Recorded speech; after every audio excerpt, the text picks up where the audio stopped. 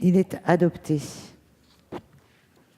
À l'article 3, l'amendement de suppression, Madame Maréchal Le Pen.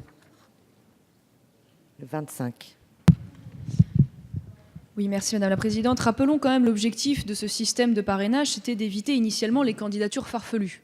À ce titre, le fait de devoir obtenir le parrainage de 500 élus en tant que tel apparaît une garantie suffisante. Nous ne comprenons pas ce qui justifie la publication non seulement des 500 parrainages tirés au sort, mais avec votre texte dorénavant, l'ensemble des parrainages. Parce que la conséquence de cela, c'est évidemment que ces élus qui peuvent simplement avoir envie de permettre l'expression démocratique, comme c'est souvent le cas, se retrouvent confrontés à des pressions de partis, à des chantages parfois extrêmement virulents, et je vous parle d'expérience, tant et si bien que certains, malheureusement, ont eu la crainte du fait de cette publication d'apporter le parrainage, dont je rappelle qu'il n'est pas un soutien politique.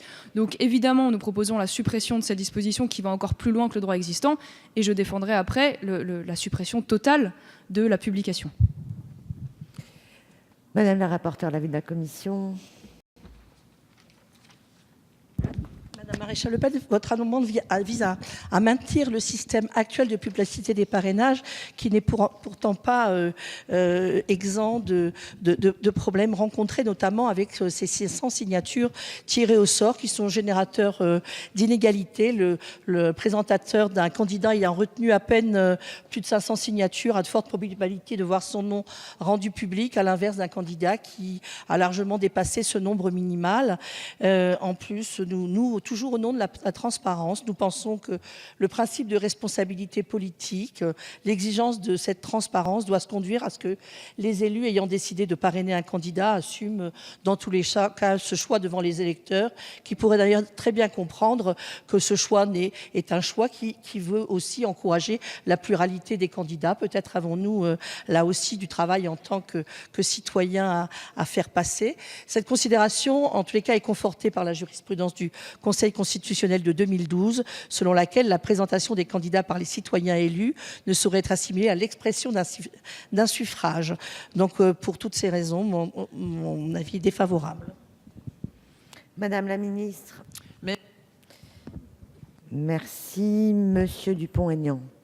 Oui, Madame la Présidente, Madame la Ministre, en théorie, tout ça serait formidable, mais la pratique, et je l'ai vécu, est radicalement différente. Parce que le système qui a été mis en place par les grands partis traditionnels est de tout faire pour exclure des candidatures différentes. C'est ça la réalité. Et il faut l'avoir vécu pour le croire. Tout est fait pour dissuader les maires d'accorder des parrainages à des personnalités différentes. Cela veut dire très clairement que cette mesure, et notamment la publication 2 fois par semaine, est une incroyable pression sur les maires. Alors ce sont les chantages aux subventions, ce sont les pressions politiques, c'est la peur de nombreux maires de parrainer. La preuve en est, et je parle d'expérience, que j'ai pu constater que lorsque j'ai été candidat à la présidentielle, la plupart des parrains qui m'avaient parrainé, heureusement pas tous, il m'en reste beaucoup, étaient en fin de mandat et parrainaient parce qu'ils ne se représentaient plus. Ce qui prouve bien dans la réalité l'extraordinaire pression qu'il y a. Vous prenez un risque considérable.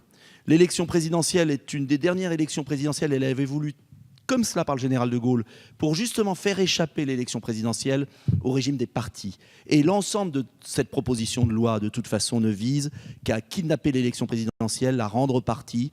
Mais prenez garde parce qu'à force de se moquer du peuple, le peuple va vous le rendre très fort. Merci Madame Maréchal Le Pen. Madame le rapporteur, vous vous êtes un petit peu trahi, je trouve, dans votre réponse, que vous avez dit vous-même, en publiant simplement au tirage au sort, certains ont plus le risque de voir leur nom apparaître que d'autres. C'est donc bien qu'il y a un risque. Mais donc c'est bien donc que c'est perçu comme un risque. Quelle est votre réponse à ces pressions? Absolument rien. Nous vous expliquons d'expérience, et c'est un fait avéré, personne ne vous dira le contraire, évidemment qu'il y a des jeux de pouvoir et de partis, et que les maires, parmi notamment les petits maires les plus vulnérables, évidemment à la pression de collectivités ou de députés, peuvent être évidemment, ou c'est vrai d'ailleurs aussi pour ces élus-là, mais ça a été vrai par le passé, je vous en donne l'exemple, sont susceptibles de recevoir cette pression. Qu'est-ce qui justifie encore la publication? J'aimerais qu'on me donne une explication concrète, parce que quand on veut éviter des candidatures farfelues, le parrainage des élus suffit en tant que tel. Pourquoi les exposer de cette manière-là? J'aimerais avoir une réponse qui ne soit pas simplement du sophisme, parce que clairement, j'y vois, et là je rejoins d'ailleurs mon collègue à ce titre, la volonté de favoriser le bipartisme des grands partis et de faire de cette recherche des parrainages un véritable chemin de croix qui est extrêmement pénalisant parce que tout ce temps consacré à chercher des candidatures, il faut quand même le dire, n'est pas un temps consacré à la campagne présidentielle. Je mets aux voix l'amendement 25 qui a reçu un avis défavorable de la Commission et du Gouvernement. Qui est pour? Qui est contre? Il n'est pas adopté. Madame Maréchal-Le Pen, l'amendement 27.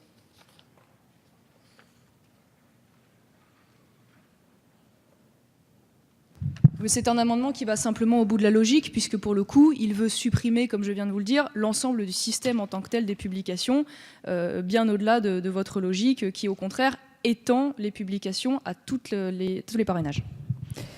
Madame la rapporteure, l'avis de la Commission.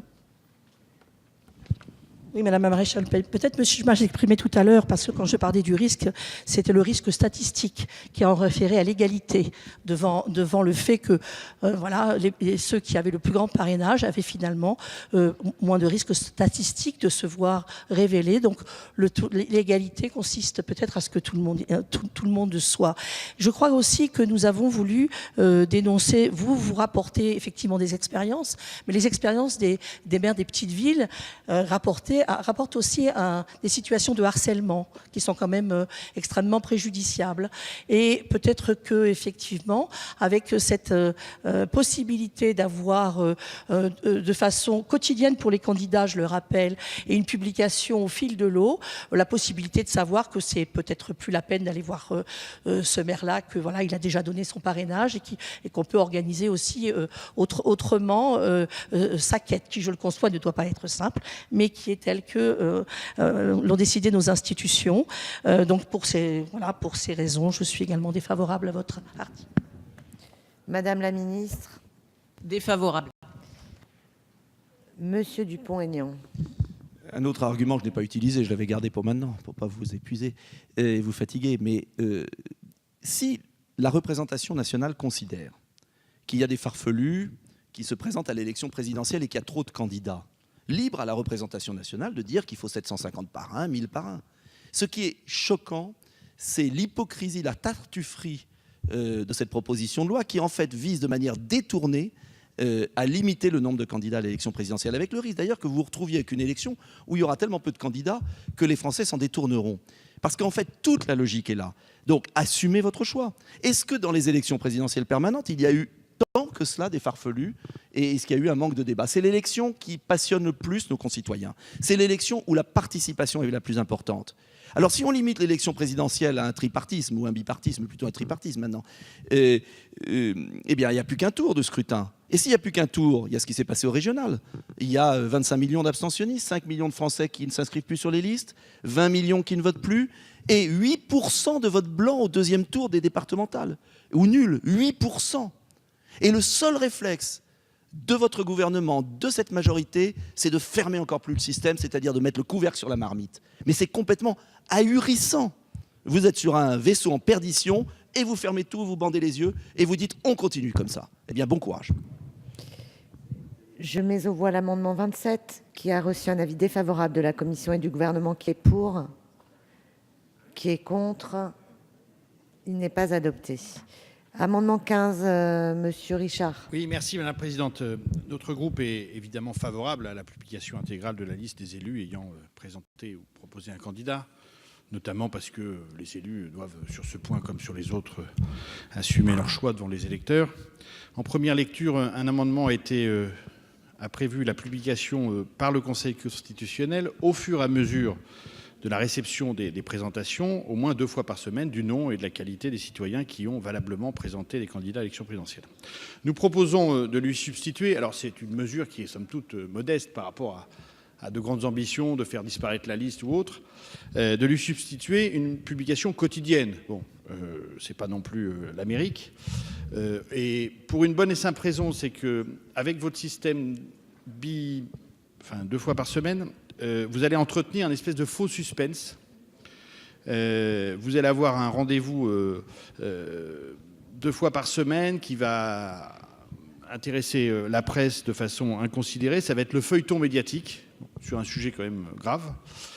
Et donc la publication quotidienne permettrait, à notre avis, de faire disparaître le caractère spectaculaire et médiatique, tout en assurant le sujet qui nous tient à tous, enfin la plupart dans cet hémicycle, c'est-à-dire la transparence à l'égard de nos compatriotes sur la collecte et sur les parrainages. Voilà, Madame la Présidente. Merci. Madame la rapporteure, l'avis de la commission. Le débat avait eu lieu en première lecture parce que telle était notre volonté initiale, mais il a paru difficile d'imposer une publication quotidienne au Conseil constitutionnel chargé de contrôler les parrainages avant de les publier, ne serait-ce qu'en raison des dimanches, des jours fériés. Alors nous avions voulu retenir une formule beaucoup plus souple, d'au moins 2 fois par semaine, sachant que la coutume veut que les candidats eux-mêmes soient informés quotidiennement par le Conseil constitutionnel, et je ne sache pas qu'à ce jour l'inverse ait pu nous être dit. Mais je crois surtout que nous avons un peu oublié que le feuilleton médiatique a souvent été très soutenu également quand il n'y avait pas de publication des parrainages et souvent même assez utilisé et instrumentalisé. Donc je pense que le feuilleton médiatique, nous l'aurons de toute façon, monsieur. Madame la ministre. Merci Madame la Présidente. C'est un avis défavorable du gouvernement parce que la rédaction actuelle du texte permet au Conseil constitutionnel d'apprécier librement ce qu'il souhaite en faire avec une publication bi-hebdomadaire. Et s'il veut accélérer la cadence, il peut tout à fait le faire en l'état actuel du texte. On n'a pas besoin de l'amender. Et en tant que juge de l'élection, il lui appartient de prendre cette position. Vous maintenez, Monsieur Richard? Non, Madame la Présidente, dans l'intérêt des débats, je vais le retirer, comprenant que c'est dommage que le Conseil constitutionnel, jour férié, jour chômé ou dimanche, ait obligation de faire cette publication. Je le retire. Merci. Madame la rapporteure, vous avez un amendement 17 de précision. Oui. Madame la ministre, avis du gouvernement favorable sur l'amendement de la rapporteure de précision? Tout à fait favorable, Madame la Présidente. Je le mets aux voix. Qui est pour? Qui est contre? Il est adopté. Un amendement 29 du gouvernement. Madame la ministre. Oui, Madame la Présidente, cet amendement a pour objet de prévoir la publicité intégrale des noms et qualités des personnes qui ont présenté des candidats, y compris ceux qui n'ont pas réuni les 500 signatures qui sont requises, là aussi dans le souci de transparence qui est le nôtre au regard de cette procédure de parrainage. Merci. Madame la rapporteure, l'avis de la commission. Nous n'avons pas examiné cet amendement en commission, mais à titre personnel, j'y suis favorable, toujours au nom de l'égalité de la publication.